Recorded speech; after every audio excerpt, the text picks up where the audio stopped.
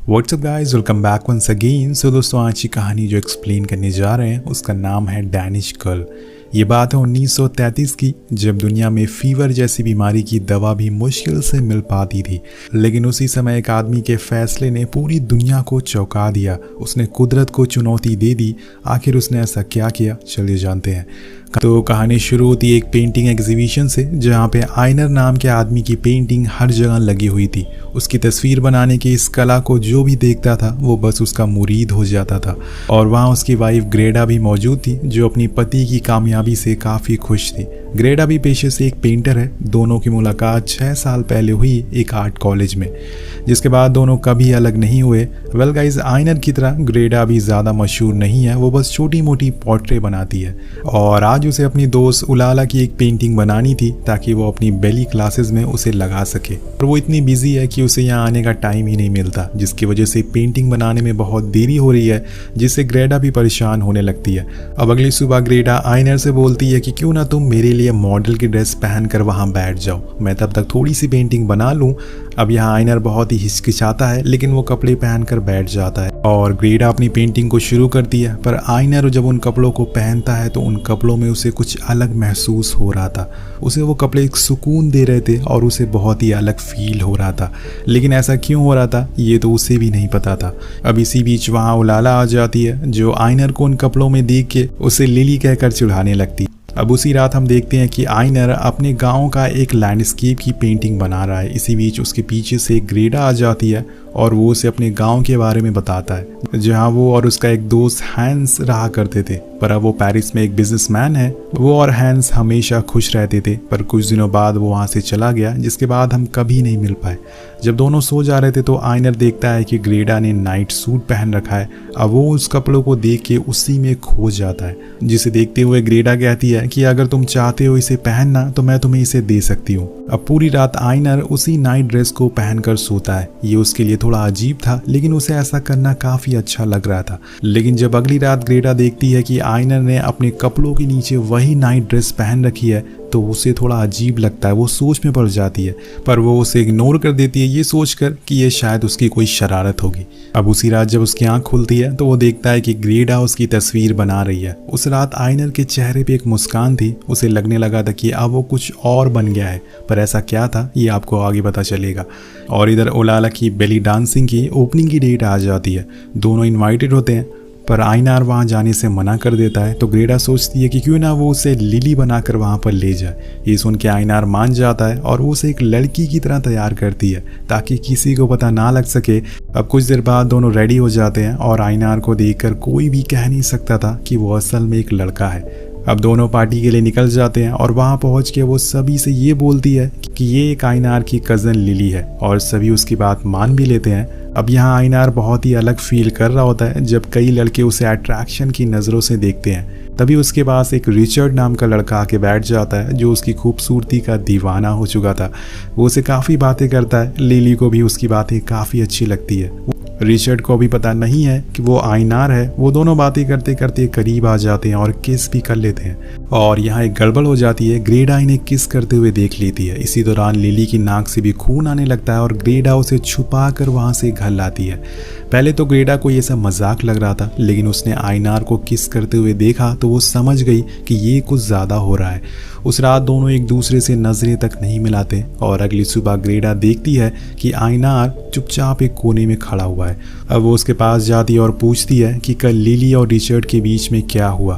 तो वो कहता है कि ऐसा कुछ नहीं हुआ है। यहाँ रिचर्ड के साथ बिताए हुए पल उसके लिए एक सपने जैसे थे और अब वो उस सपनों को पूरा करना चाहता था।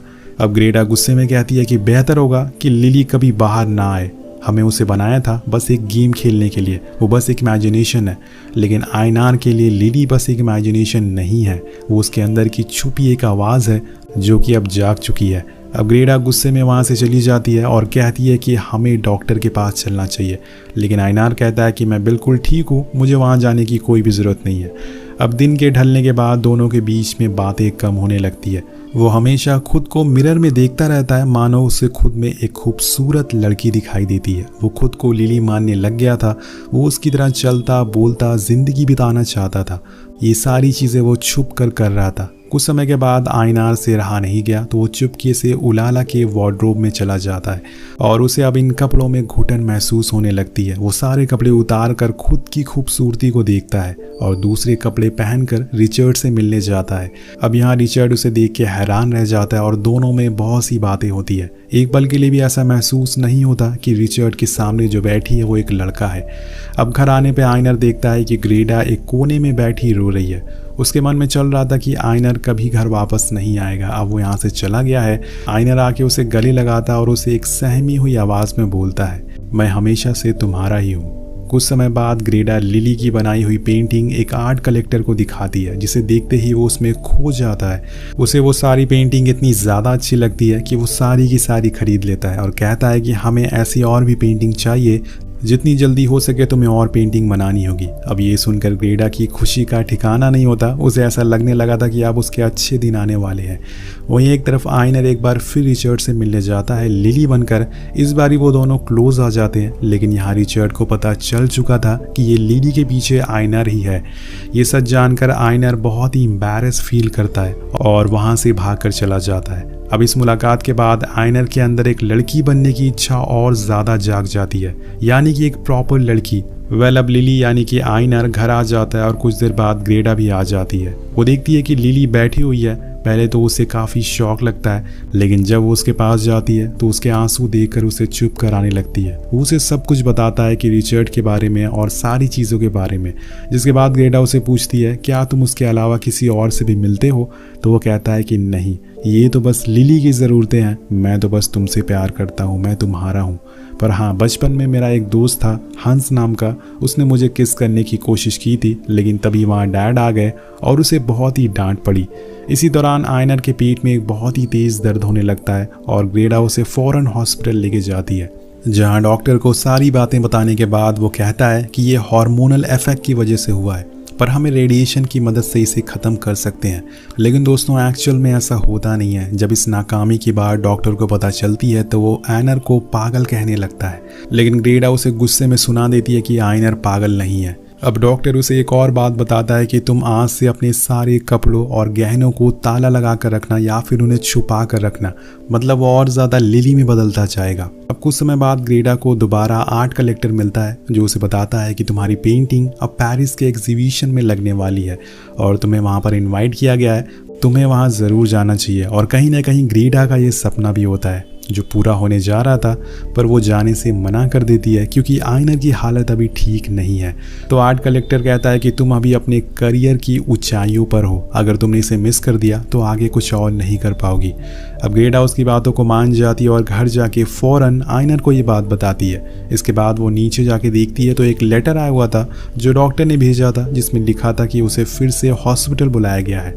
लेकिन यहाँ पर ग्रेडा आयनर को लेके सीधा पेरिस के लिए निकल जाती है, जहाँ एग्जीबिशन में चारों तरफ लिली की तस्वीरें लगी हुई थी। सारे लोग उसकी खूबसूरती को देखकर उसके दीवाने हो चुके थे और सभी के सभी उससे मिलना चाहते थे। दूर खड़ा आयनर ये सभी लोगों का रिएक्शन देख रहा होता है और उसे बहुत ही खुशी होती है।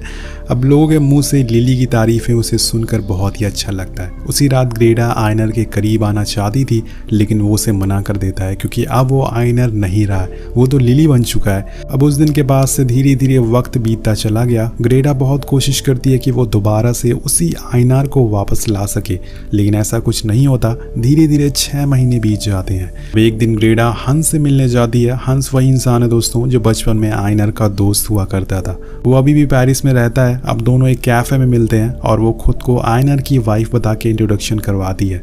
वो उसे पूछती है कि क्या तुमने एक बार बचपन में आयनर को किस करा था? तो हंस कहता है कि हाँ, पर उसे ये बिल्कुल समझ नहीं आया कि उसने ये सवाल उससे क्यों पूछा। इसके बाद ग्रेडा उसे अपने घर इन्वाइट करती है। इधर जब आयनर को पता चलता है कि हंस घर आ रहा है तो वो बहुत ही खुश होता है। अगले दिन हंस घर आता है तो उसके सामने आयनर नहीं बल्कि लिली बैठी हुई थी। अब वो अपने दोस्त को इस हालत में देखकर बहुत ही शॉक होता है। आयनर अब पूरी तरह से खुद को लिली मानने लग गया था। उसे बोलने का तरीका, चलने का, बैठने का, खाने का, हर चीज़ एक लड़की जैसा हो चुका था। ये सब देख के हंस समझ जाता है कि ये पूरा मामला क्या है। वो उसे समझाने की कोशिश भी करता है कि तुम एक लड़के हो, लेकिन लिली को लगता है कि कोई उसकी फीलिंग को समझ नहीं पा रहा है, यहाँ तक कि उसका दोस्त भी नहीं, इसलिए वो उठकर वहाँ से चली जाती है। और आधी रात में ग्रेडा आयनर के कंधे पर सर रखकर सो जाती है। वो अपने हस्बैंड को मिस कर रही थी, पर इतनी अजीब बात है ना, उसके साइड में जो लेटा है वो है तो उसका हस्बैंड ही।